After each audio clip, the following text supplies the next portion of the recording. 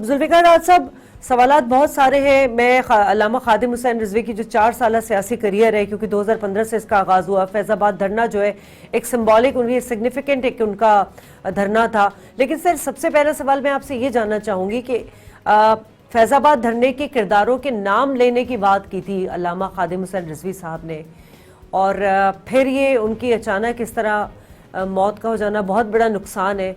Sir, बहुत सारे सवालात जहन में उठ रहे हैं जुल्फ़िकार साहब।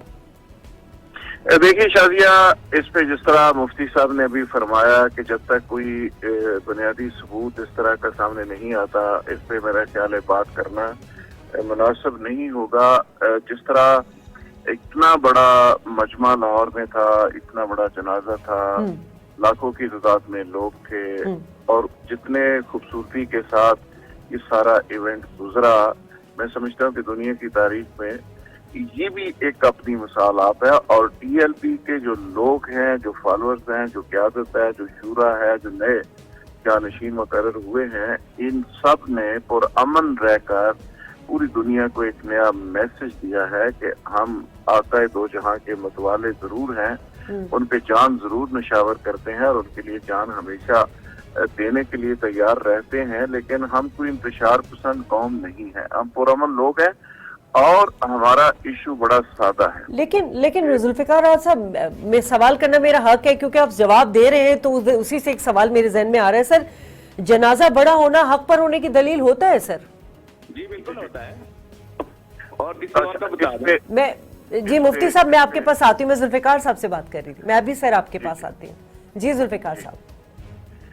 जी, आपने बिल्कुल दुरुस्त कहा, लेकिन उसमें देखें पोस्टमार्टम का एक प्रोसेस होता है। मेरे ख्याल में अल्लामा साहब का उसके लिए इजाजत नहीं दी गई। अगर वो नहीं सर, आपने मुझे कहा कि उनका इतना बड़ा जनाजा, लाखों की तादाद में लोग शरीक थे, पुरअमन तरीके से हुआ।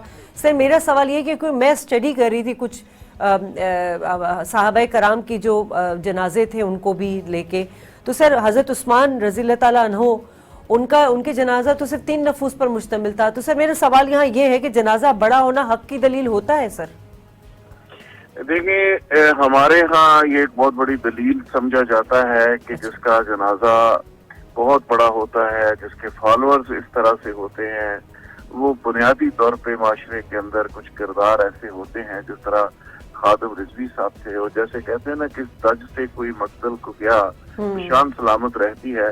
खादिम रिजवी साहब ने देखे, जिस तरह बात अभी मुफ्ती साहब कर रहे थे, गाजी इलमदीन शहीद भी एक किरदार थे।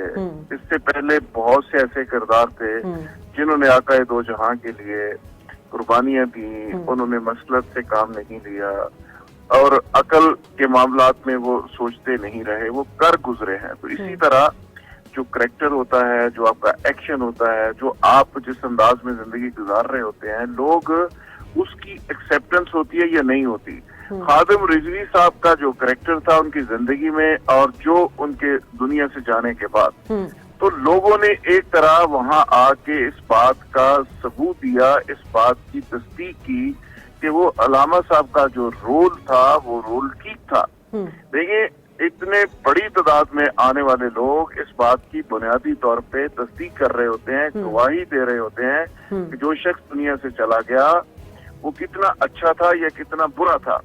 तो मैं समझता हूँ कि लाखों की तादाद में आके लोगों ने इस बात की गवाही दी है कि जो अल्लामा साहब का मिशन था, जो उनका सफर था, जो उनका काम था, जो उनकी तबलीग थी, जो उनकी सोच थी,